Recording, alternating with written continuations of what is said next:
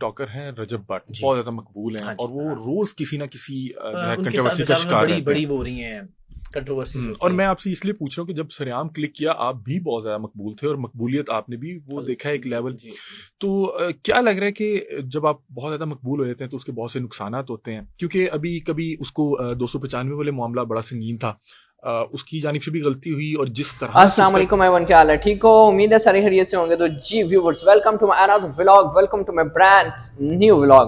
تو جی ویورز، آج جو میں آپ کو سٹوری بتانے لگا ہوں، کچھ دنوں سے آپ نے سوشل میڈیا پہ دیکھا ہوگا کہ اقرار الحسن اور رجب بٹ کے بارے میں جو باتیں چل رہی تھی کہ اقرار الحسن نے رجب بٹ کے بارے میں یہ کہہ دیا وہ کہہ دیا. میں آپ کو ساری سٹوری ایک حقیقت آپ کے سامنے لے کے آنے والا ہوں.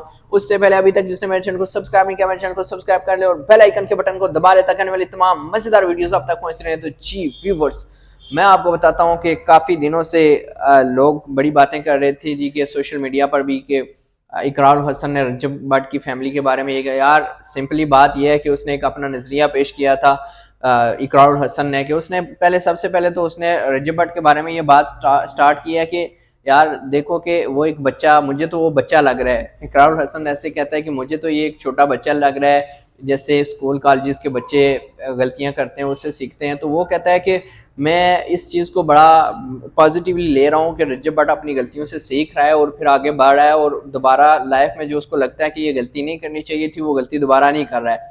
اس کے بعد وہ کہتا ہے کہ جہاں تک فیملی ولاگنگ کا ایشو ہے، کہ اس نے کہا ہے جی کہ کسی حد تک کہ بلکہ اس کو بھی اور ساری دنیا کو بھی وہ جو چیزیں ہیں، وہ کہتا ہے کہ میں اگر اپنی فیملی کو یا وہ اگر فیملی کو انوالو کر رہا ہے تو وہ اس نے سیدھا سیدھا کہا ہے جی کہ اس کا اپنا مسئلہ ہے، اس پہ میں بات نہیں کروں گا. اس کے بعد جو لوگوں نے کہا جی کہ فہد مصطفیٰ کے بارے میں رجب بٹ نے کہا جی کہ فہد مصطفیٰ کون؟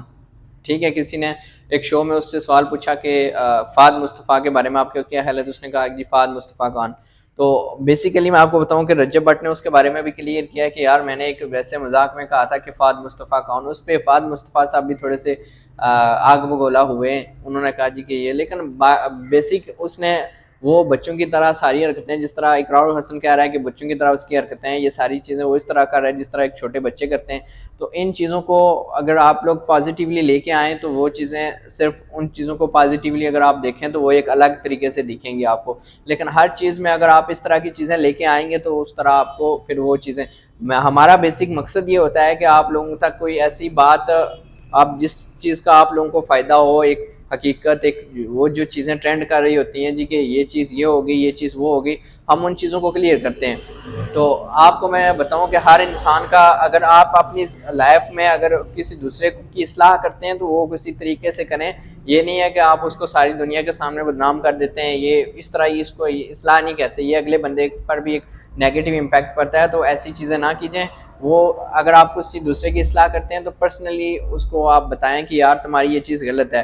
کوئی بھی اگر کوئی چیز غلط کر رہا ہے تو اس کو پرسنلی بتا دیں.